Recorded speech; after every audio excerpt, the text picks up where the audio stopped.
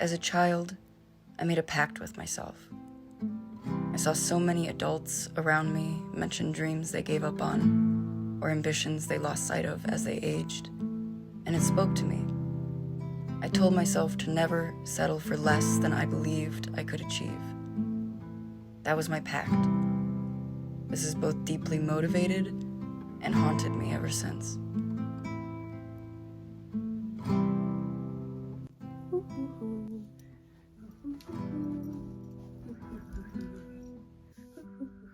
I have never done a video like this, so if this is complete trash, I'm trying something new, okay? This is an attempt at something new. I've been reading this book, Light the Dark, by Joe Fassler. It's actually by a lot of different people. It's edited by him. But it is a book for writers, by writers about writing, and I am a writer, so I take a lot of meaning out of it. Andre Dubus the third, quotes E.L. Doctorow, Jesus, neither of these names I think I can pronounce correctly, in Light the Dark, and he says, "Writing a novel is like driving at night. You can only see as far as your headlights, but you keep going until you get there." Andre continues, "I've learned over the years to just report back anything I see in front of the headlights. Are they yellow stripes or white? What's on the side of the road? Is there vegetation? What kind? What's the weather? What are the sounds? If I capture the experience all along the way, the structure starts to reveal itself. My guiding force and principle for shaping the story is to just follow the headlights. That's how the architecture is revealed." Living our lives to the best of our abilities is much like writing a book, in that you don't know the whole story until it's over. No matter how much you can plan and expect certain things, you don't know until it's done. Yet so many of us, me included, just like a young writer scratching away at their brain trying to finish their first novel, we tend to fight ourselves on this the whole time, trying to get the answer out of something, out of anything, and sometimes nothing, and making an answer out of that instead, which I am also plenty guilty of. I think it is especially crucial in this current day and age to take a good, long, hard look at whatever is right in front of us. Because with social media, with the rise of quick form content and everyone is a brand, we sort of get lost in what we can be and what we can do and completely lose hold of what is currently happening. We end up missing the current moment in the name of the future moment. But realistically, it's not like we're gonna get there and be fine with everything and never want to improve ever again. Because if you're anything like me and a total perfectionist and overly ambitious, then you know the feeling of working so hard at something and finally achieving what you always wanted and not actually being that proud of yourself. Mostly because you're immediately dissatisfied again because there's something else that you want. In fact, I would bet that you've achieved something already in your life that a previous version of you would be so elated and so proud of you for doing. And currently it is just entirely taken for granted because there's other things that need to be improved upon, and that takes all of the focus.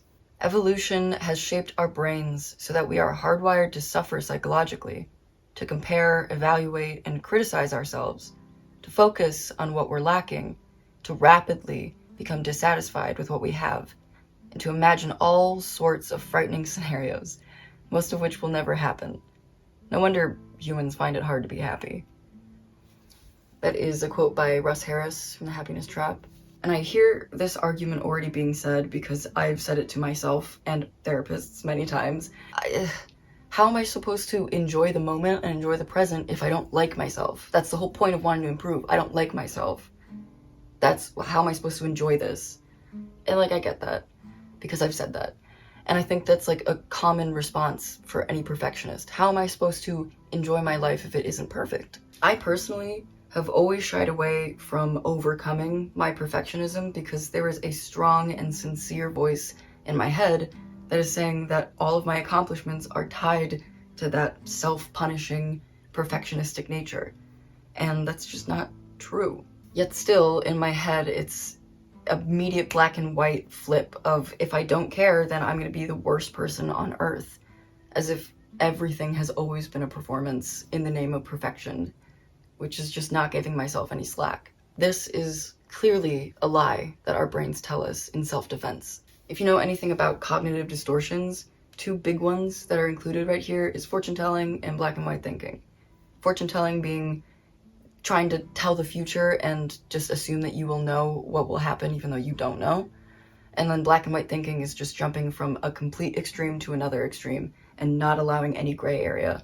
And I think that's where a lot of this sort of comes from, is both of those distortions coming together. And what is the point of achieving perfection if I'm going to spend all of that time with that achievement straining for some next achievement? I mean, I think back to me in high school and how proud I would be of current me for how much more confident I am and how many more risks I take, but current me only sees it still as a deficit. I still see it as like, I need to take more risks, I need to be more confident. And then I feel bad about myself instead of being proud of the progress I've made. So what is there really that we can do about this? Firstly, I suggest embracing the idea that we are always learning. There is no final performance in life for any skill. No matter how many times we convince our brains that this moment, this scary moment, is our magnum opus, this is it, this is what will decide whether we're a good person or not, or whether we're worthy of all of the effort that we're putting into this life. Another book recommendation, The Subtle Art of Not Giving a Fuck by Mark Manson. There's a quote in here, and I don't remember where it is, so I'm glad that I wrote it down, but it's in here, I promise. Uncertainty is the root of all progress and growth. As the old adage goes, the man who believes he knows everything learns nothing. We cannot learn anything without first not knowing something. The more we admit we do not know, the more opportunities we gain to learn. And I think that's just been a huge fear of mine and a lot of people, is, like I said, that argument of if I don't punish myself, hate myself, then how am I supposed to ever feel good doing everyday things that I should otherwise have no reason to hate myself for? This isn't black and white either. Improvement is not the devil. Wanting to make a change in your life for the better is not a bad thing. The issue comes with obsession over it and dissatisfaction with everything except that goal. Because I promise you, no matter how many times you will achieve that goal, until you get rid of that mindset, you will never be satisfied, no matter what you achieve. There is so much more power in embracing the faults and flaws of your present reality than demanding something of your future self. That's only just going to breed insecurity and self-hatred and just negativity in general. And is that not like the whole opposite of the point of self-improvement? It starts to feel like a trap. It feels like an endless spiral, and no matter how we change the direction, we're still going down. This is another great quote from one of my favorite poets, Neil Hilborn. "This is not the end of the world" is an amazing poem, and this is a small quote from it. We're wrong when we say, "I think, therefore I am." The more we say it, the more it sounds like, "I think, therefore I will be."